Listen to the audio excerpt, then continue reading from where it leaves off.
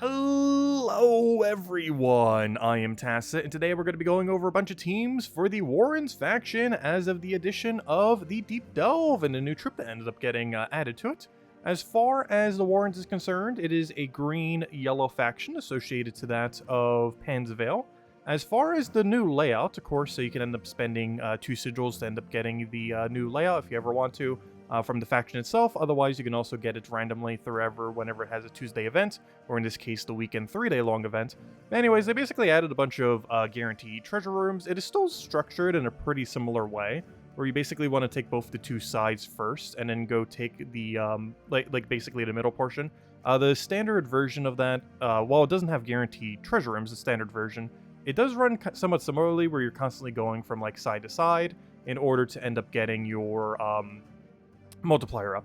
Like right here, you normally rush this 5 times, assuming it's a good enough multiplier. Then you go back on this end, and then you kind of take out the middle based on what the multipliers is. It is a very annoying faction to end up taking down if you're trying to get optimal order, just because whenever there is a treasure room, it makes you go in a slightly different order and stuff like that. So this new Deep Delve is a little bit more organized, and that you basically just take the sides and then take the middle portion, and you're good to go. You don't have to do a bunch of side and forth and all that to end up getting it done. Though, of course, you can end up doing it in any order you really wish to, as the multiplier doesn't really make too huge a difference, but with treasure rooms, you can end up getting a little bit extra loot onto all the extra gold that they end up getting by saving them for later in the faction, especially when you find something like the good old leprechauns. But anyways, overall, pretty standard delve, and honestly hasn't really changed too much how you go about doing the Warrens. As far as teams are concerned for the Warrens, we still have pretty standard stuff. The first and final battle has a good number of yellows, so you can easily just run Finesse. You can even run this the entire way if you so choose. Just triple Finesse into Stormcaller hero class. You can run any weapon you want. Ideally, one that synergizes with Strix is a good idea, so either Nimbus Bow, Staff of Storms, if you have either of those two options. Otherwise, any kind of mana accumulating option or anything to hold down the line is fine. Of course, even though it's a green-yellow restriction, you're allowed to use any weapon you wish, so you can get away with anything. As far as the later range, you do have access to High King Irongut. You don't have access to as many good cursors. You can end up going with Fiendfire if you choose.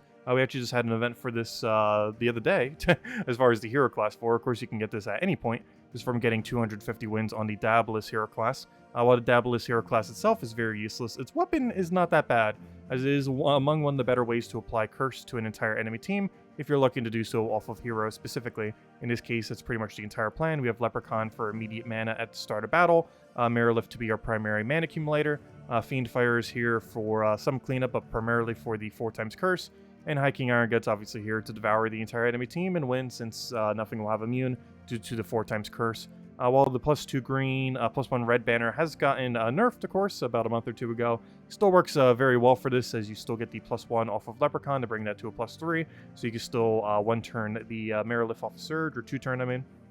And you still have the extra red, combined with the red that she already has, and while you can't get it up as conveniently, you're likely going to have an enchant potion, so it's probably not going to make that big of a difference. A single red surge is still going to be a lot of mana to be able to go, get your Marilith up, and then just end up casting it, so still a similar premise, even though this banner is a little bit worse compared to the last time we were able to run such a faction. And as far as Pure Faction is concerned, we do have Triple Luna, of course, just AoE spam. This works for a lot of factions, though particularly well here because she does a lot of additional effects, a bunch of additional positive or random. It either gives a bunch of positive stats effects to your own team or negative stats effects to the enemy team. But the most interesting thing about her is she ends up exploding a gem whenever matching yellow, and you're going to be constantly taking yellow with a team like her, and it does stack, so with 3 of them you do get 3 explodes. Main reason you don't want to run 4, though you could if you want to, is you just want a little bit of coverage. This allows you to use a whole additional color. It has a 75% mana start, so you get some mana very, very quickly. You probably don't even need to go for it directly since you're going to have Enchant Potion. So by turn 2, it's basically a turn 2 Empower. And of course, it ends up creating yellow, which synergizes really well with Luna. For any of you that don't know, Warrens is actually a pretty interesting faction that has one thing that is slightly different compared to any other faction, and that is that it has a green-yellow arcane as the final fight. There is no other faction currently within the game that has a arcane trait stone in any of its rooms.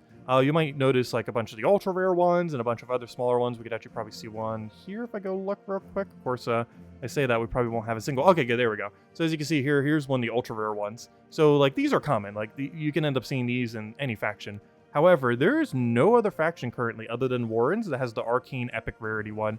and it basically makes green-yellow arcane among one of the easiest arcanes in the entire game to get, because a single Warrens event like we have right now, and you pretty much just maxed it out. And it doesn't have to be a Warrens event, you can just do your daily 3 delves here, and just get a bunch of them. And your multiplier does affect this, so if you're on 2 times, or if you're on like 3 times, 4 times multiplier, you're getting 3 arcanes, 4 arcanes, you get a lot of them very quickly. So it just kind of stacks up and is quite nice. One other thing to mention, since this is a bit of a change, since the most recent patch, of course, orbs are a little bit more enticing. And one of the main things that you do get from the reward system from doing an event like this is 4 orbs. So even though you could have potentially, as of recently, like skipped these in order to conserve a little bit on gems, if you're looking to get all rewards, you could end up going for something like a tier 4 or so. That will end up giving you the weapon if you don't already own it. But it'll be enough to be able to get all rewards. And that might be worth it with the buff that ended up happening to orbs as of recently. So it's definitely something to consider now that the orbs have a much more enticing drop table compared to before. Not that they were bad before, but you know, a lot of newer stuff like the pet orb, the little glory thing that basically counts as an initial medal towards mythics. A lot of useful things to end up getting there. And you can still end up getting the troop completely maxed from that. It would only end up costing 410 gems. And then you can simply go and max out the troop with 2 small blue orbs, and you'll be good to go. As far as the Lupina healer is concerned, you're probably not going to be using it within the faction itself. You're not going to end up needing it for pure faction. The team that's already exists for it's good enough that you don't really need anything else to make it work necessarily, especially given what it does. It just gives a bunch of life to all allies and grants them a random status effect. As far as this is concerned, it's pretty underwhelming. There are already other ways to spam heal or spam life gain if you really end up needing some.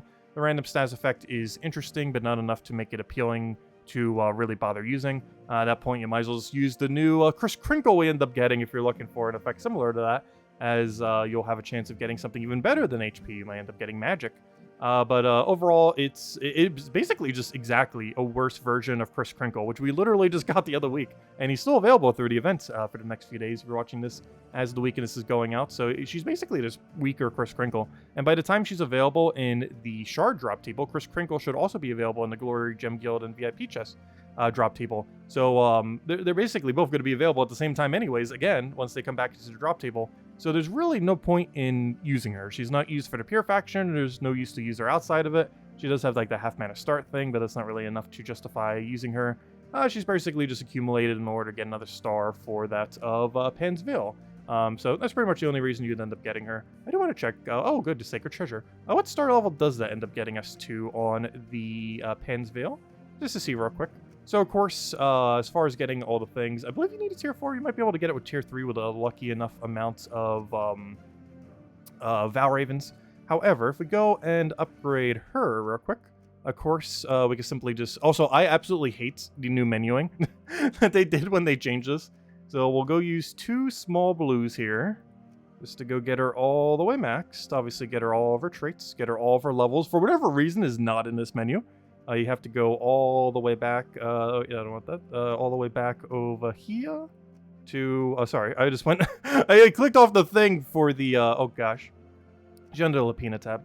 I accidentally misclicked onto the interface. I did that on stream the other day too, where I click on the fake interface, or, the one that is the, because there's 2 playbacks, the one of, what you guys will be seeing of the actual video, and then the actual game, and sometimes I click on the video feed.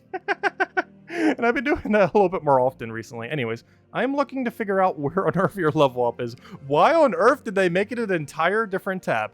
I will not know. But anyways, of course, just get her up as you normally would, in just the much more annoying way. And that gets Pan's Veil to the star level of 25, which is another 2,000 gold per day. So, hey, she does actually get to do something of use, which, of course, all useless troops do end up getting to do, if nothing else. So, that'd be nice to get it a little bit up. I believe this is an Armor Kingdom... HP. Same difference. They're both for durability. Not quite. Actually, honestly, armor's probably better than HP. But anyways, that's pretty much the rundown on Warrens. Most notable thing about it is, it has the green-yellow arcane, so great time to stock up if you're looking to get them. Overall, the layout is definitely a great improvement with this new system. However, similarly, it's not like such a good layout like you'd want to do it as your daily farming area, wherever you're currently doing it, like City of Thieves, Hall of or Mirrored Halls, anything like that. any of the better ones, you'd probably still want to stick with those. It's not really one we're farming infinitely, but while the event is around, it's definitely a good time to go get all the green, yellow Arcanes you're ever going to need. But anyways, guys, if you need any of the teams, they'll all be in the description below. Best of luck with the event, and I'll catch you guys later. Goodbye, everyone. Thanks for watching.